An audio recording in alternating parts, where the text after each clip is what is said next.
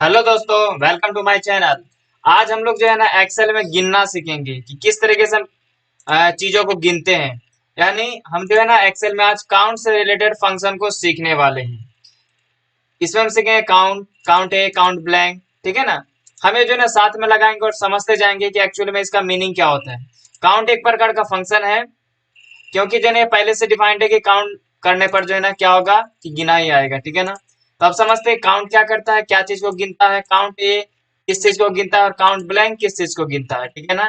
चलिए हम फंक्शन लगाएंगे और साथ में समझते जाएंगे। तो हम यहाँ पर फंक्शन लगाते हैं और समझते जाते हैं। लगाते हैं काउंट फंक्शन, पहले is equal to COUNT count.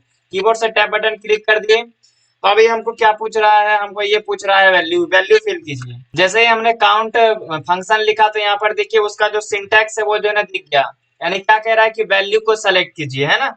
तो हम क्या करते हैं कि ये जो वैल्यू है ना, तो हम इसको पूरे को सेलेक्ट कर देते हैं जो जो वैल्यू था, ठीक है। और हम ब्रैकेट बंद कर देते हैं या फिर इंटर कर देंगे अब। तो क्या बताया, 6। यानी यहाँ से ले यहाँ तक सेलेक्ट किया अभी हमने। देखिए रेंज सेलेक्ट किया ना, 40 से लेके 50 तक। लेकिन ये गिन के कितना बताया, 6। लेकिन है क्या गो सेल, 1 2 3 4 5 6 7 8 9 10 गो है।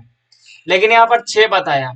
यानी इससे क्या समझ में आया कि हमारा काउंट जो फंक्शन है वह सिर्फ नंबर को गिनता है। देखिए नंबर क्या है, 1 2 3 4 5 6। यानी 6 नंबर था इस पूरे सेल में। जो रेंज हम सेलेक्ट किया था वैल्यू यहाँ से लेके यहाँ तक, उसमें 10 सेल है, लेकिन उसमें सिर्फ नंबर जो है 6 गो है। इसलिए काउंट क्या किया, उसी को गिना। यानी काउंट जो फंक्शन है वह सिर्फ नंबर को गिनता है। इससे हमको ये समझ में आया, ठीक है। चलिए आगे समझते हैं काउंट ए। लिखते हैं is equal to COUNT count A. Keyboard से टैब बटन क्लिक कर दिए। फिर इस तरीके से फिर वो कह रहा है कि आप जो है ना वैल्यू को सेलेक्ट कीजिए, कह रहा है ना। तो हमारा जो वैल्यू होगा यहाँ से लेके यहाँ तक टोटल हम सेलेक्ट कर देते हैं और फिर इंटर कर देते हैं। तो अब ये क्या बताया, 8। यानी अब ये क्या गिना, अब 8 गिन लिया ये। यानी इसमें यहाँ से लेके यहाँ तक सेलेक्ट किया अभी हम। देखिए यहाँ से लेके यहाँ तक हमने सेलेक्ट किया, लेकिन यहाँ से यहाँ तक तो 10 गो है, लेकिन ये 8 गिन के बताया। यानी काउंट ए क्या काम कर रहा है, ये नंबर और प्लस टेक्स्ट, ये दोनों को गिन रहा है। देखिए नंबर कै गो था, 6 गो, और 2 गो टेक्स्ट था। टेक्स्ट मतलब ABCD से रिलेटेड चीजें। यानी जो काउंट ए करता है वो नंबर और टेक्स्ट को गिनता है। इसलिए ये गिन के बताया 8। जैसे नंबर कै गो है, 1 2 3 4 5 6, और टेक्स्ट है 1 2, यानी 6 2 8 हो गया। तो उसी इसलिए वो गिन के 8 बताया। यानी काउंट है सिर्फ नंबर और टेक्स्ट को गिनता है, ठीक है। इससे समझ में आ गया। अब काउंट ब्लैंक को समझते हैं। फिर लगाते is equal to COUNT count B blank. Oh sorry, गलत लगा दिए, इस फिर से लगाते हैं काउंट ब्लैंक। काउंट ब्लैंक जैसे लिखे तो यहाँ पर देखिए क्या सेलेक्ट करने के लिए बोला। ये कह रहा है कि रेंज सेलेक्ट कीजिए, यानी कहाँ से कहाँ तक आप जो है ना गिनना चाहते हैं, है ना। तो उसको सेलेक्ट करना है। तो रेंज हमारा ये कह रहा था, ठीक है ना। जहां से हम सिलेक्शन करेंगे वो हमारे एक प्रकार का रेंज हो जाता है, ठीक है। तो हमारा 40 से लेकर 50 तक एक प्रकार का रेंज हो गया, तो हम उसको सेलेक्ट कर दिए, ठीक है। या तो आप ब्रैकेट बंद कर दीजिए या फिर इंटर कर दीजिएगा, तो ऑटोमेटिक ब्रैकेट ले लेता है, ठीक है ना। तो हम इंटर कर देते हैं। तो अब देखिए यहाँ पर क्या बताया, 2। यानी काउंट ब्लैंक, यानी ये क्या कर रहा है, सिर्फ ब्लैंक को गिन रहा है। यानी जो खाली सेल है ना, यहाँ से लेके यहाँ तक हम लोगों ने सेलेक्ट किया अभी रेंज।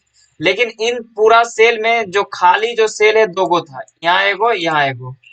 तो इसका मतलब है कि ये जो काउंट ब्लैंक काम करता है, ये सिर्फ ब्लैंक यानी जो खाली सेल उसको दिखता है उसको गिनता है। तो ये तीनों शायद आपको समझ में आया होगा कि काउंट क्या करता है कि ये सिर्फ नंबर्स को गिनता है, जहां से जहां तक आप सेलेक्ट करेंगे उसमें से।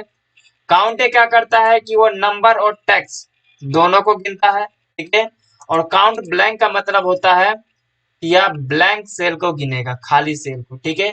यहाँ तक समझ में आपको आ गया होगा। चलिए आगे बढ़ते हैं। चलिए अब हम लोग सीखते हैं काउंट इफ। काउंट इफ क्या करता है एक्चुअली में, देखिए काउंट का मतलब होता है गिनना, इफ का मतलब होता है एक क्राइटेरिया के अनुसार गिनना। यानी कोई भी चीज आपको क्राइटेरिया के अनुसार गिनना है तो आपको काउंट इफ लगाना है। क्राइटेरिया क्या होता है तो आपको समझ में नहीं आया तो समझिए। जैसे क्या है कि एक अटेंडेंस है, ठीक है ना, ये अटेंडेंस का रिकॉर्ड है, ठीक है।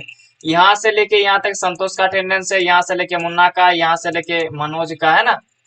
लेकिन ये पूरा अटेंडेंस में से सिर्फ हमको प्रेजेंट का गिनना है। कि प्रेजेंट कितना दिन आया, तो ये पूरा अटेंडेंस में प्रेजेंट जो है वो हमारे लिए क्राइटेरिया हो गया, ठीक है ना। तो यानी आपको कोई क्राइटेरिया के अनुसार अगर कोई चीज गिनना हो तो काउंट इफ लगाना है, ठीक है। तो हम जो है ना गिनते हैं, प्रेजेंट गिनेंगे पहले, फिर अब्सेंट गिनेंगे कि ये टोटल अटेंडेंस में संतोष जो है कितना दिन प्रेजेंट हुआ है और अब्सेंट कितना दिन हुआ है, ठीक है। हमारा क्राइटेरिया अलग अलग है, जैसे कि प्रेजेंट है और एब्सेंट है।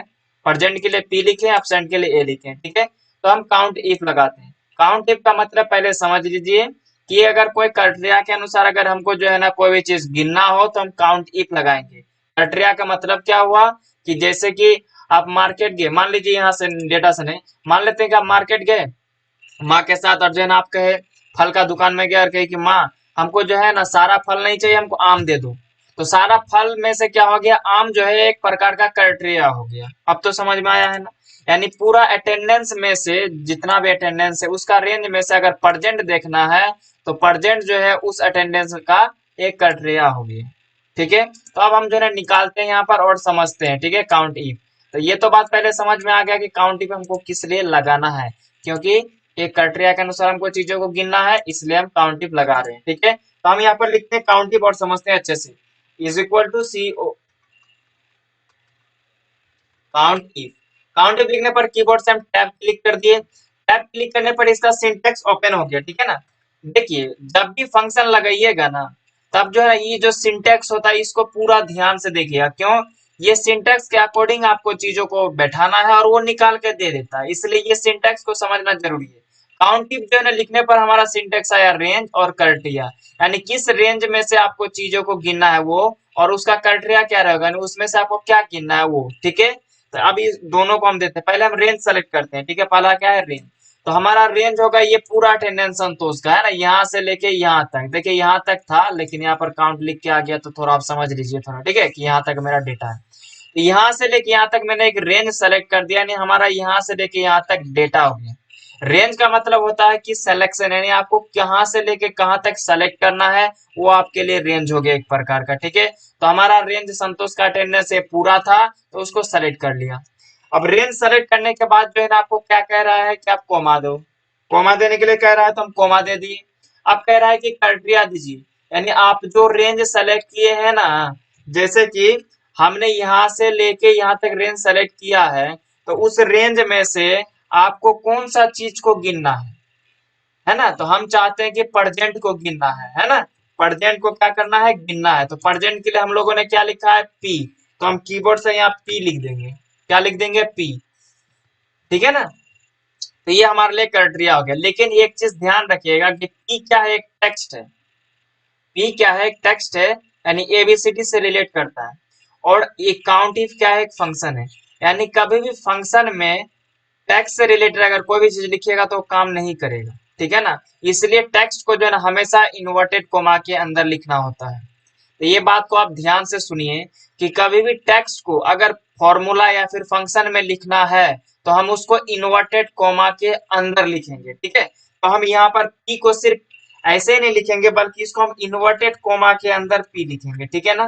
तब ये जो है ना काम करेगा। इतना बात आपको समझ में आ गया तो बस हो गया, इतना ही करना है। और कीबोर्ड से सिर्फ ब्रैकेट को क्लोज कर देना। हमारा काउंट इफ का फंक्शन लग चुका है। क्या दिए हम, रेंज दिए और उसका क्राइटेरिया दिए, बस हो गया। अब इंटर करेंगे तो क्या बता दिया, 11 डे।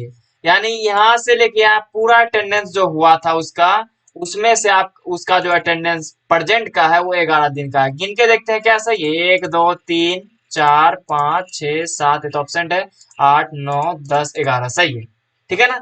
अब उसी तरह अपसेंट निकालना है कि कितना दिन अपसेंट किया, तो फिर उसी तरह काउंट टिप लगाना है, ठीक है ना। लेकिन इस बार का हमारा क्राइटेरिया क्या रहेगा, अपसेंट रहेगा, ठीक है ना। चलिए हम लगा के देखते हैं। Is equal to COUNT count if. Count if किस लिए लगा रहे हैं, क्योंकि हमको एक क्राइटेरिया के अनुसार कोई भी चीज को गिनना है, ठीक है ना। ये चीज को बार बार हम बता रहे हैं ताकि आपको अच्छे से समझ में आए, ठीक है। अब फिर हम जो है ना काउंट इफ लिखने पर फिर उसी तरीके से जो है ना हमारा चीज आया, रेंज और क्राइटेरिया सेलेक्ट करना है। तो रेंज हमारा क्या होगा कि हमको कहाँ से कहाँ तक सिलेक्शन करना है, वो हमारे लिए रेंज हो गया। यानी हमारा जो अटेंडेंस है संतोष का, यहाँ से लेके शुरू होता है यहाँ से लेके अंत होता है, तो हमारा रेंज हो गया एक प्रकार का, ठीक है। तो वो सेलेक्ट कर लिए तो हमारा रेंज हो गया। उसके बाद रेंज सेलेक्ट करने के बाद देखिए क्या कह रहा है यहाँ पर, रेंज सेलेक्ट करने के बाद ये कह रहा है कि क्राइटेरिया दीजिए, पहले कोमा देना है फिर क्राइटेरिया लिखना है। उसी तरह तो हम क्या करेंगे, कोमा दे देते हैं और उसके बाद क्राइटेरिया अब हमारा क्या रहेगा, अपसेंट देखना है ना, तो अपसेंट के लिए हम लोगों ने क्या लिखा है, ए लिखा है, तो हम यहाँ पर ए लिखेंगे, ठीक है। लेकिन ए क्या है, एक टेक्स्ट है, इसलिए हम इसको इन्वर्टेड कोमा के अंदर लिखने वाले हैं ताकि ये फंक्शन में काम करे, ठीक है। और हम ब्रैकेट से क्लोज कर देते हैं। अब हम इंटर कर देते हैं, हमारा काम खत्म। तो ये अपसेंट जो है इस महीने 3 दिन किया। देखिए यहाँ पर तो डेटा कम है, पूरा महीना का नहीं है, लेकिन जब कंपनी में काम होगा तो वहां पर पूरा डेटा रहेगा। हम आपको समझाने के लिए सिर्फ इतना ही डेटा लिए हैं, ठीक है ना।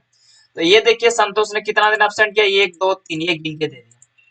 यानी आपको क्राइटेरिया के अनुसार अगर कोई भी चीज गिनना हो तो आपको काउंटिंग लगाना है। काउंटिंग आपको अच्छा से समझ में आ गया, ठीक है। अब इसको फिल डाउन करना है तो क्या करना है, दोनों को सेलेक्ट करना है और यहाँ पर जो है डॉक्टर सिंबल दिख रहा है मोटा करके प्लस है ना, अब इसको क्या करना है, यहाँ पर कोना में लेके आना है। जैसे ही पतला दिखे 2 बार माउस का लेफ्ट क्लिक तुरंत कर दीजिएगा, तो क्या होगा कि ये सब मुन्ना का भी निकल के आ जाएगा परसेंट, मनोज का भी, यानी सबका निकल के आ जाएगा, ठीक है। तो इस तरीके से हम लोगों ने काउंट टिप को भी अच्छा से समझ लिया। और एक प्रैक्टिस हम समझते हैं काउंट टिप को। हम जैसे कि यहाँ पर टेक्स्ट में किए, यानी प्रेजेंट के लिए पी लिखे है ना, अब हम चाहते हैं कि नंबर में हम गिन के दिखाएं। जैसे कि यहाँ से यहाँ तक हमारा बहुत सारा नंबर लिखा हुआ है ना, लेकिन हम चाहते हैं कि इस नंबर में सिर्फ हमको 40 कितना बार लिखा हुआ वो गिन के दें। 40 को हम हाईलाइट इसलिए कर दिए हैं ताकि आपको गिनने में आसानी हो, ताकि आप मिला भी सके कि हमारा फॉर्मूला एक्चुअल में काम किया कि नहीं किया, है ना। तो हम चाहते हैं कि ये पूरा सिलेक्शन में, यानी यहाँ से लेके यहाँ तक रेंज में हम सिर्फ 40 को गिनना चाहते हैं कि हमारा 40 कितना बार लिखा गया है। तो उसको भी आप काउंट इफ के द्वारा गिन सकते हैं, ठीक है ना। का हमारा एक क्राइटेरिया हो गया पूरा सिलेक्शन में, एक 40 को ही गिनना है तो 40 हमारे लिए रेंज हो गया। चलिए हम लगा के समझते हैं।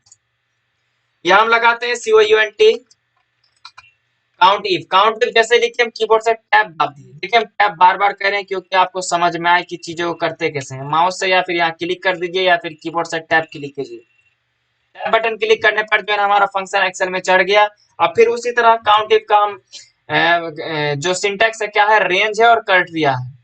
सिंटैक्स को आपको जो है ना बार बार समझना है, काहे सिंटैक्स के अकॉर्डिंग आपको चीजें लिखना है, रेंज और क्राइटेरिया। तो हम रेंज पहले सेलेक्ट करते हैं कि रेंज क्या है, यानी हमारा यहाँ से लेके यहाँ तक रेंज है, यानी ये टोटल सिलेक्शन में हमको 40 गिनना है ना, तो यहाँ से लेके यहाँ तक हमारा रेंज हो गया। रेंज सेलेक्ट कर लिया। रेंज सेलेक्ट करने के बाद जो है ना क्या कहा, रेंज सेलेक्ट करने के बाद जो है ना हमारा क्या कह रहा है फंक्शन सिंटैक्स के कोमा दीजिए, कोमा देने के बाद कह रहा है कि ये क्राइटेरिया दीजिए कि आपको कौन सा चीज को गिनना है। तो हमको यहाँ से लेके यहाँ तक सिर्फ 40 गिनना है कि 40 कितना बार लिखा हुआ, तो हम यहाँ पर लिख देंगे 40। देखिए 40 एक प्रकार का नंबर है ना, तो नंबर लिखते वक्त जो है ना इसको इन्वर्टेड कॉमा में नहीं लिखना पड़ता, सिर्फ टेक्स्ट को लिखना पड़ता है। ऊपर में जैसे समझाया ना कि टेक्स्ट से रिलेटेड कोई भी चीज लिखना हो तो आपको इन्वर्टेड कॉमा के अंदर लिखना है, लेकिन नंबर में नहीं लिखना होता है, ठीक है ना। तो इसको 40 सिर्फ लिख दीजिए और कीबोर्ड से ब्रैकेट को क्लोज कर दीजिए और इंटर कीजिए। तो ये गिन के बता देगा कि 40 जो इस रेंज में जो सेलेक्ट किए थे उसमें 11 बार लिखा गया है, ठीक है ना। गिन के देख लीजिए, 1 2 3 4 5 6 7 8 9 10 11, ठीक है ना। तो काउंटिंग आपको समझ में अच्छी तरीके से आ गया कि कोई क्राइटेरिया के अनुसार अगर हमको कोई भी चीज गिनना हो तो हम काउंट इफ लगाएंगे, ठीक है ना। काउंट भी समझ में आ गया कि नंबर को अगर सिर्फ गिनना है तो काउंट लगाना है, ठीक है ना। और हमको अगर नंबर और टेक्स्ट को गिनना है तो काउंट ए लगा के गिनना है, और खाली अगर सेल को गिनना है तो काउंट ब्लैंक लगाना है। तो हमको लगता है कि आपको काउंट से रिलेटेड सारा जो है ना फंक्शन अच्छे तरह से समझ में आ गया। आप प्रैक्टिस कीजिए, आपको जो है ना और बेहतर तरीके से आएगा, ठीक है ना। Thanks for watching.